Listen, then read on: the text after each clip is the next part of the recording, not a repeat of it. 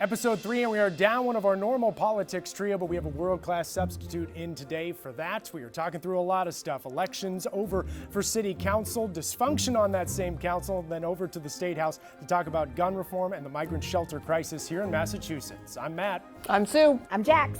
And this is Taking Issue. Our nation was born here, not with a whimper, but with a spark of revolution. One more indictment, and this election is closed out. That's what democracy is. It's a choice of the people, by the people, and for the people. All right. Hi, everyone. Thanks for tuning in, listening, wherever, whenever you are. To my left here is Sue O'Connell. She's political correspondent, commentator over here at NBC 10 Boston. And over here, another podcaster as well, Politics and Prosecco host, Jaquetta Van Zandt. Jaquetta, thanks for being here. Thanks for having me. I'm glad to be here with both of you. Back in the green room again. Yes, my favorite place. No kidding. You've been on the show itself a couple of times. Yes, that I have. issue. Yeah. Mm-hmm. And today I'm filling in for Corey. I know, which you're very happy about, right? Yes. Yeah, happy to be in for Corey. Yes. We got a lot to talk about here in the city of Boston. We've got city council elections coming up in 3 weeks or so. Right now, a lot of people are talking about the dysfunction on this council, an inability to get things done, an inability to have great conversation. I guess, Jacquetta, what do you think's behind that? I think with the primaries that we just had, with us losing a big chunk of a lot of the dysfunction being Ricardo and Kendra, it's going to be a game changer. What we're going to see now is a lot of the other city councilors being able to step to the front, to be able to speak their mind, have their own vision and voice come to fruition. And I'm excited about that because there's so many smart people on that council. So one of the things that the city council over decades has been criticized about is when they stray from their mission of doing constituent services, the city of Boston issues, and they open their ideas to what's happening in the world. Now, obviously, people care a lot about what's happening in the Middle East with the Israeli-Hamas war, but there was a little dust up this week at the city council. What happened there, and do you think that's really within their realm of things to be talking about? I really don't think it's within their realm of things to be talking about. You know, look, I'm not going to say people shouldn't opine or they shouldn't, have their own heartfelt messages, but this is an issue that is bigger than the city of Boston, and we need to be mindful of the humanity around this. We had a 6-year-old boy in Chicago killed, and that is unfair. And I think instead of talking about the politics of it, bring about the humanity of it and talk about this is not okay for civilians, innocent people to be killed, no matter what your political views are. Yeah, I mean, Sue, do you feel like this is a situation where Boston city councilors, should they just be focusing on their constituents, the services that they're providing, or is there a place, I guess, to have conversation and dialogue about other issues? Sure. To Jack's point, I think that it's important to recognize and show solidarity with things that are happening beyond the confines of Boston. But at the same time, there are issues in the city of Boston, both serious and not life-threatening, but still serious, that I don't think a lot of the councilors are paying attention to. The rat problem, right, is a major problem. It's a health-threatening issue.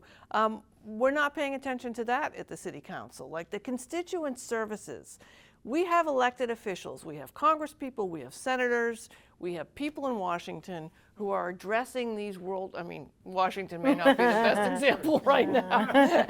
As we're taping this, we still don't have a Speaker of the House, but still, that's what their job is, right? I want to know why we don't have a rule yet that you can't put your trash out in plastic bags, that it has to be in a barrel. I know that's not the same, obviously, as the horror that's happening in the Middle East, but that's what my city councilor is for. That's why I have a city councilor. I have a homeless kid that's living on my street in a car, and I have called councilors as a constituent. I've sent emails as a constituent saying, this kid looks like a young kid living in his car. Is there something we can do to bring services to this kid? But that is no one's called me back. That is what the city council does well. They deflect. So it's easier to talk about the Middle East crisis instead of effectively saying, I know that in Roxbury, we need to have street sweepers almost on an every other day basis because the rat problem is so big along especially along the train tracks and places like that. So it's easier to deflect. That is what the city council has been doing so well. And it's also why a lot of voters are losing trust and losing interest, quite frankly, in the entire voting process, specifically with this body body of city council. Yeah, you guys have both brought up some, I mean, Jacquetta, is there specific issues right now that you see in the city that the city council is neglecting? So I live in District 7. I live in Roxbury. I live in the heart of Roxbury. I live not very far from Nubian Square. And I have to put my barrels of trash out the morning of because I'm so afraid if I put them out the night before, raccoons and rats are going to, and I don't want them anywhere near my house. So it's issues like that. We have a transportation issue in the city. We have issues in Roxbury that not only Mass and Cats, which I also don't live very far from, that's a big issue. And the city should be working with the state to do that, and they're not doing it. It's easier for them to deflect and not have to actually do their job. And the accountability is huge for me, and I'm not finding it with the city council. Well, September's preliminary election showed us the change will be coming as we get closer and closer to Election Day on November 7th. One race in particular, District 5, Enrique Pepin and Jose Ruiz battling it out to take over for Arroyo, who held that seat, the incumbent who got ousted. I guess, what are you specifically watching for in this race? I'm looking for, back to what I was saying earlier, accountability. What this council needs is accountability for themselves and accountability of their colleagues. A lot of times what we've seen over the last 2 years is it's been one voice of, one speaker saying things for the entire city council, and it's not necessarily what other residents are thinking or how they feel. I think what I'm looking for is both in this district race and in district, I believe it's 6 with Kendra, is that we're going to have a powerful leader who is going to speak their mind, but also have some accountability. Were you surprised that both, there were 2 incumbents? I went on vacation the week of the preliminary election because I thought, it would be unheard of for any incumbent. I mean, it had been 40 years since an incumbent city councilor didn't make it past the prelim. Were you surprised that both Kendra, Lara, and Arroyo didn't make it through? No, I'm not. What they did was, in my opinion, the problem was, look, we're a country of forgiving. We love a good second act. What we don't love is when you don't humble yourselves and say, maybe these things didn't go the way I thought they would. They doubled down. They became arrogant and defiant, and voters don't like that. And also, to your point about it's been 40 years, think about the generations that have happened within that 40 years. So 40 years ago was what, 1983 or something like, oh my God. So generations have happened. You've got millennials and you've got Gen Z, and both of those generations no longer care about loyalty to a certain person. They want you to align with their values, and I think that that's what we're seeing. It was young people that kind of ousted them. Young progressives were not here for any of their shenanigans, and so that's, in the words of our great minister of music, Curtis Blow, those are the breaks. Break it up, break it up, break it up, break those down. Are the breaks. So that's where we are. So I was not surprised. And as, in fact, I said this to a reporter that I knew that it was coming. That was going to happen. Well, Jacquetta, I know you talk with a lot of these candidates as well. In that preliminary election, Enrique Pepin had 40% of the vote, Jose Ruiz right about at 30%. Do you think Ruiz can take that gap, I guess, in the next 2 or 3 weeks? What he has to do is outpace Enrique at this point. Enrique is knocking doors every day, twice a day. I heard that Ruiz is only doing it once a day, and it's only every other day. So he's got to outpace him at this point. Other than that, you're not going to get that groundswell that you have. And also what Enrique is doing is he's reaching out to new voters. What a lot of people in Massachusetts and Boston do is they have a base and they rely on their base, and that's fine. They're not reaching out to new voters. Enrique is reaching out to new voters, people who just moved to the city. He's identifying those people, engaging with them. That is what he's doing so much better. It's what he did better than Ricardo and what he's doing better than Ruiz. Oh, and Sue, I wanted to ask you too, with this race, these are 2 Hispanic Latino gentlemen that'll be taking the reins of District 5 after this. How important is it, I guess, to have that sort of representation on city council? Yeah, it's absolutely huge. The way we were talking before the show started, trying to remember which districts represent which neighborhoods, and because it's a population-based district, not a neighborhood-based district, the neighborhoods get split up sometimes, but that's definitely an area where you have a strong Hispanic Latino representation living there, so it's important that you have those voices on the council as well. I also want to ask you, Jax, about Mayor Wu and also Mayor Walsh, former Mayor Walsh's efforts in this election for city council. The late Mayor Tom Menino had a big thumb that he would put on the scale for allotted folks who were running, both from fundraising, also volunteers that get out to get the door knocking and to get the signatures to run.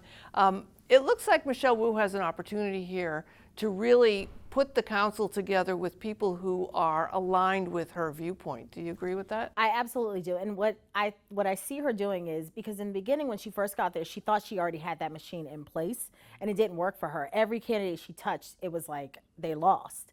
And so now she's building upon what I think has worked well for Marty Walsh and Menino. They were people kind of mayors. They understood the relationships of people. They understood the power of relationships in politics. I don't think she got that until this year. And so for that, she's now starting to branch out. She's being a little bit more open, welcoming, and warm. And that is what is drawing more voters to her. And I think that's to her advantage. I'm proud of her for that, because we haven't seen it. And it's almost like sometimes in politics, you have to click for you to get it. It's not instantaneous for people. It wasn't instantaneous for her. She saw what the consequences were of that. And so that's where we are right now. She's doing a great job, though, of opening up those doors and having her staff be more accountable for that. And so that's where we are. So let's move one district over now. You sort of jumped the gun. We talked about it a little bit. District 6 with Kendra Lara being ousted there. This is between Benjamin Weber and William King, even a closer race, 42% to 37%. Yeah. What sort of dynamics do you see at play here, and how does William King, I guess, get the gap? Because I think he had some critical endorsements coming through in the last few days as well. It's a very heavily progressive district, and it's a young district because it's so transient. You know, a lot of people move in and move out of there. I think what William King needs to do is start doing what Enrique is doing, which is identifying new voters. That progressive base shifts almost every other year. If you watch a pattern, you have new people that come in, but their progressive ideas are different from the generation before. So for instance, you know, you thought it was progressive if you grew your own food back in 1987. And now, had a chicken. Right. Now it's not only the thing to do, but it's the chic thing to do. So when you start to see these patterns, you have to know that the voting is going to change too. And it's a younger base, which means many of them are renters. So they want to know about housing stabilization. They want to know about how to retain talent here. That's what you have to talk about, those issues that mean something to that specific area. It's not like a Mattapan where you have a lot of homeowners who care more about, you know, the way their neighborhood looks or transportation. William King has got to start thinking about, like, what do these people want to talk about? And it can't be the same thing that Kendra talked about when she ran. What do you think the voter turnout situation is going to be? Because the prelim, I mean, obviously there's no mayor, there's no big race pushing it, but it doesn't take most, I mean, kind of looking at Tanya Anderson-Fernandez district, our district, with Althea Garrison, a longtime candidate, with a low turnout, anything could happen there. Well, it's funny because District 7 is historically the lowest voter turnout in the Commonwealth. This is not just a city thing. It is the lowest voter turnout in the Commonwealth. And that has to do with disenfranchisement. A lot of it has to do with housing instability, food insecurity, all of that. What Tanya needs to worry about is Althea has a base. She's been elected twice. And she's been running for 20 years. She's a habitual runner, and listen, we love to see it. Sure. But she can't rest on the fact that her small base of people that continuously vote for her, meaning Tanya, are going to turn out. You've got to engage new people, and Althea is, what she's so good at is she relies on her base, but she turns them out. It's one thing to register voters. It's a whole other thing to mobilize them to come to the voting booth. So I think Tanya should be very cautious not to rely on just her base of people and know that Althea is a threat. Yeah, I personally have never met Althea, but Sue told me all I had to do was go to a coffee shop, and she would be sitting there waiting to chat. Yes, anytime. Yeah. But you know what Althea is going to face is it's a changing world for her too. She's a boomer, and so the world is so different for boomers right now. They feel often lost, and so talking about issues that matter now, especially issues that are uncomfortable, she's going to have to actually stick to her guns and either speak on it or don't run again. Talk a little bit about your conversation with Kendra Lara just real quick. We're going sort of back in time. Yeah. You spoke with her right before the election. I guess, what was your impression of her feelings prior to that, and have you spoken to her since? Yeah, I mean, I think Councilor Lara is probably in the right on a number of things regarding the crash. But I think in the end, the fact that she was driving without a license, whether it was just that one time or any number of times over 10 years, I don't know that she communicated. I don't know how she felt, but I don't know if she communicated that she wished she hadn't done it. I think that there was an avenue for her, no pun intended, an avenue for her where she could have talked about the challenges. I mean, she did, but the challenges of dealing with the RMV, dealing with an out-of-state ticket, which is a pain in the neck for anybody, dealing with the challenges of having a child that can't get on public transportation, and making it a call to action, But at the same time, I understand that there's probably a reluctance to make it seem like you're the victim in this. You know what I mean? So I don't know what she could have done differently about it, but I think, she'll have her day in court, and I think that in the end, it's going to come down to just the driving without a license. I'm not a lawyer, but today right, could be tomorrow. So I think it was shocking to me, though, that she did make it through. You're absolutely right, Sue. It was her doubling down in the defiance of it, because we've all, I mean, I know I have been like, oh, I'll pay this parking ticket, next week. And then it's 30 days later and you get that big orange envelope and you're like, do not ignore. So then, and I'm so scary. I'm just like, I'm gonna pay it. They're gonna come get my car. So, it could have been a relatable story, and she didn't make it relatable. Right. She was defiant, she was arrogant, and that is what turned people off, because the DMV is a hustle, essentially. And they're going to get what they think is rightfully theirs. But it's also, for me, the timeline. It was 10 years. So this was before she was a city councilor. And I would have loved for her to say, I'm a single mom, and I had to make a decision between feeding my child and paying this ticket, and I made a decision to feed. Everybody can relate to that. What we can't relate to is, well, it's not my problem. I didn't do this. Why are they following me? No one. It can't be any of that. And so. And the challenge too, I mean, and this doesn't change, whether it's city council or, I know even though Donald Trump has blown up all the norms, right? And that, and 1/10 of what Donald Trump actually has been convicted of doing would have disqualified anyone from running for city council. Especially a person of color. Without a doubt. So that's right. I say that acknowledging it, but any number of city council candidates have told me, you got to have your dog licensed, because you're living in your neighborhood, right? We all see each other, right? You got to have your dog license. You got to have your tickets paid. You got to have your if you own a home, you have to have your taxes up to date, because it's all public record, and eventually it's all going to come out. And people living in the neighborhoods with you want to make sure that you are being held to a higher standard. Yeah, as they should be, really, right? And you can't as govern your the elected law officials. and break it at the same time. You got to pick a struggle. Unless you're Donald Trump. Unless you're Donald Trump. Well, right. there you have But it. none of us are. He's an alien. Yeah, apparently. that's So, right. okay. Well, we're not going to go all the way up to the White House. Let's go down the street to the State House now. Talk a little bit of state politics. The gun reform bill that has been sort of making its way through. The House passed it overwhelmingly, and now we wait on the Senate, right, Sue? Yeah, and part of this is so confusing to me, because I kind of think there's some dodge going on with the leaders that I've talked to. I don't know why this isn't a slam dunk. You have a Democratic governor, a Democratic House, a democratically controlled Senate. Massachusetts prides itself in its gun safety laws. There was an issue here, which we'll talk about whether or not off-duty police officers could carry their issued weapon, and if they needed to get a separate license, and they seem to have fixed that hurdle. Why aren't they heralding this? Is it in saying we can come together, get this law passed quickly, and be more Massachusetts?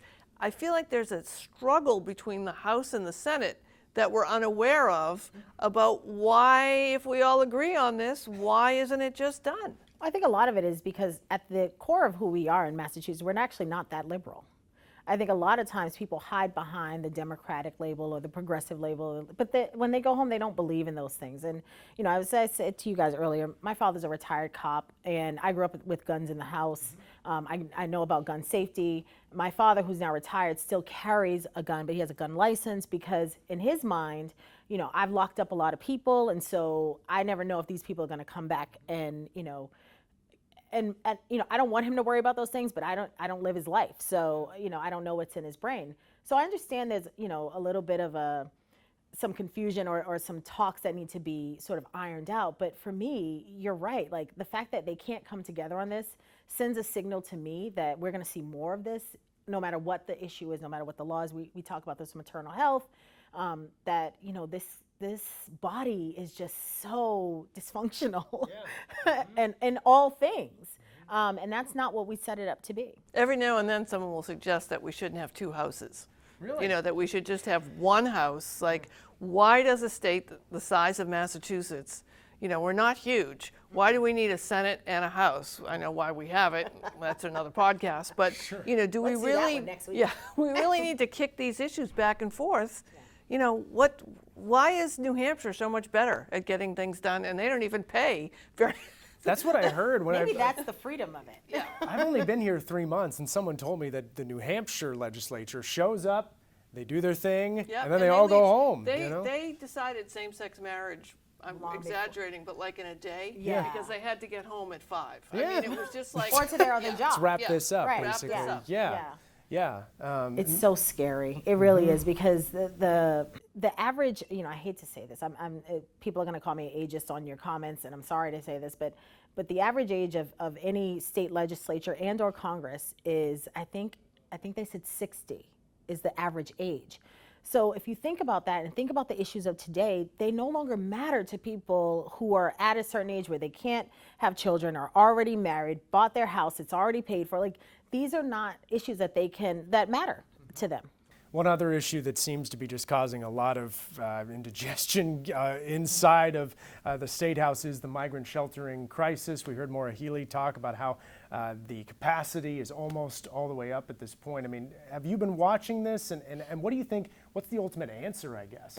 We see this almost all the time. We've seen this every 10 years. I'm reading a book right now on the Gilded Age, and they talked about how police stations would have to house migrants as well because there was no place to put them. We are literally bursting at the seams in this country, and we're throwing up unaffordable housing, and we're not thinking about the lower problems. It's weird to have someone who has 5 houses and a person in America has 1 house. That means the person at the top owes the person that, number 2 something as well. We're not thinking about poverty on an issue, or not even just poverty, but equality on the level that we should be thinking about it. It's supposed to be an even-handed, but we're not doing that. And it's because in Massachusetts and in America, it's big business to be poor, it's big business to be sick, it's big business to be anything that is going to keep the rich richer. And so for me, when the migrant issue keeps coming up, we're not solving it because we don't want to have the real talk that it's about equity and starting at that level, and that means we have to deal with the equity right now in this country just among Americans. Yeah, it's been interesting being up in New Hampshire and asking all the different presidential candidates about this issue that we're facing in Massachusetts. And oftentimes what they'll sort of come back at is that back in the way back of waybacks, that Massachusetts didn't have to deal with this, so they wouldn't see it as a crisis. But now, because all the migrants are here, they do. I mean, is that a fair characterization? Well, it's just like what I said. If I don't have to deal with it and amongst my own residents right now, outside of just migrants coming in, we have a homelessness issue on Cape Cod.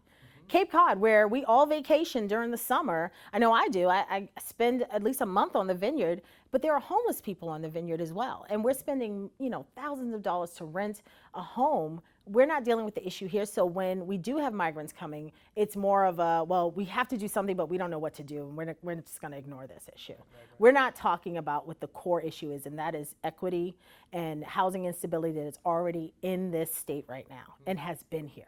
And I think the Massachusetts approach to this is also right in that over the Trump years, we lost a lot of immigrants, right? Mm-hmm. Folks either were unable to come over or decided not to come over because they were worried about coming over and moving here. And we have a declining birth rate in this country. And we have an economy that we millennials for that. Yeah, Sure. you're welcome. Exactly. We have an economy that we want to grow 2% or 3% if you're a capitalist, and we don't have this. We have this aging population, and we don't have anybody here to do the work or take the jobs or make the money to buy the things that people who are capitalists think are important. And then meanwhile, we have these people coming over, these migrants coming over, who want to be here. Right? Who got here. I get judged for this because I'm judging them for being successful in going through the horror to get here, right? Something I can't imagine myself doing. I can't imagine like any of my friends getting off the couch in order to trek miles and hundreds of miles through dangerous situations to save their families. And they're here. Let's give them jobs. Let's welcome them here. Let's find and this of course is a Congress problem, not a Massachusetts problem, But wouldn't it be great if we just had them come in and made them citizens pretty quickly and got them, into the workforce and solve the problems that we are going to see with this aging population? But we can't do that if we don't tackle racism, sexism, homophobia. All of those things play a part in keeping everyone here and just a few up here. And that's what I think is the issue. Because Sue, you're absolutely right. Like, I would never even want to do it. Like, I'm so lazy. I'm not trekking anywhere. But also, Well, when you ask somebody, when you ask your spouse if they could pick the kids up from daycare, and like, oh, I don't know if I can do that. That's well, meanwhile, you have people somebody's trekking going- 200 miles through the most dangerous conditions to try and Right. save their family. But the core issue is just what we don't address here in America. We will not address racism. We will not address sexism. We will not address homophobia. And all of those things play a part in food insecurity, housing instability. It's just what makes the low of the low. And that's unfortunate. So until we can address those issues and we can make it right, then we can talk about the migrant issue and where to place them, how to give them jobs, make them citizens right away, because I think absolutely that needs to happen. Like, why are we waiting months and years? And that's crazy. And we always talk about the path to citizenship like there is one.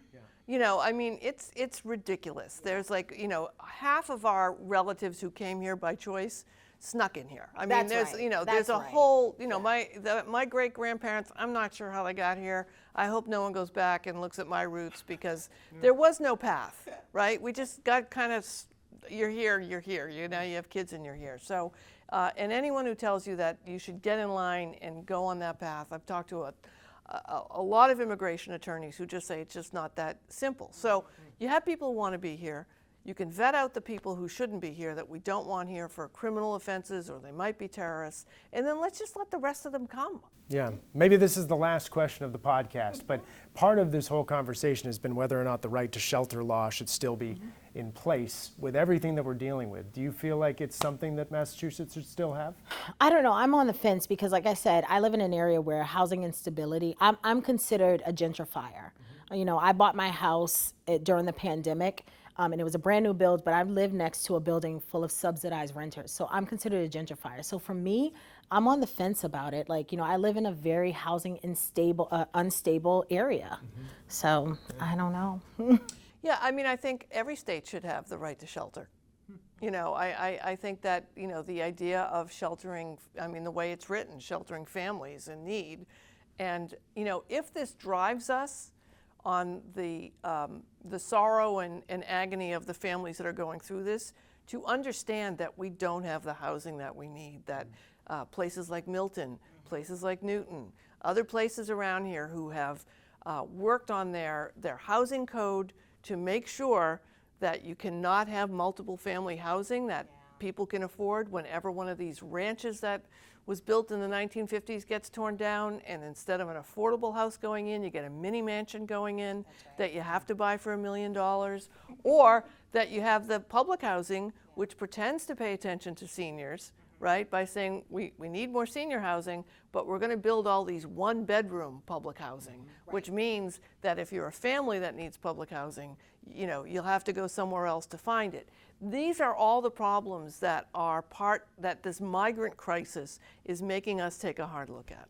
And I just want to add on to that just really quickly is, the other issue for me is, what do we do once we give them housing? They need jobs, they need schools that are functioning, and they need a government that functions to make sure that their needs are being met. So it's more than just giving them a space to live. And, I volunteer at a domestic violence shelter, and my job is to transition the women out of the shelter into their own homes. And even that is, I'm constantly asking my friends, do you have chairs you can donate? Do you have towels, linens? It's sad, it's sickening almost. We could probably go for hours on all of these issues, so much to talk about, but that's all the time we have. For Sue O'Connell, Jaquetta Van Zandt, thank you for joining us, by the way. Thank you guys for having me. Yep, this is the Taking Issue podcast. At Issue airs every Sunday at 11:30, right after Meet the Press. Until next time, we'll see you here on the podcast.